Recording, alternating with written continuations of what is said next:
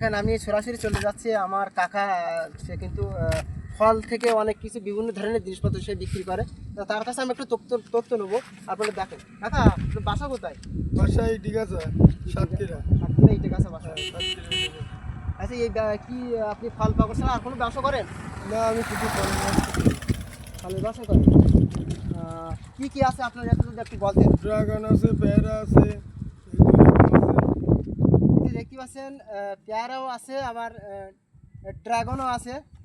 Dragon কি খাইতে খুব ভালো লাগে কাকা? হ্যাঁ, খাইতে খুব ভালো। দেখি মানে রুগীদের জন্য। হ্যাঁ, রোগীদের জন্য। যারা রুগী তারা কিন্তু ড্রাগন খালি প্রচুর পরিমাণে কিন্তু ভিটামিন ভাই দেখতে পাচ্ছেন আমার হাতে অনেকে দেখেন এই 1 ক্যারেটের বেশি আছে। এ পাশেও আছে ড্রাগন, এ পাশে আছে পেয়ারা, বড় বড় পেয়ারা। এই পেয়ারা কিন্তু প্রচুর পরিমাণে ভিটামিন সি।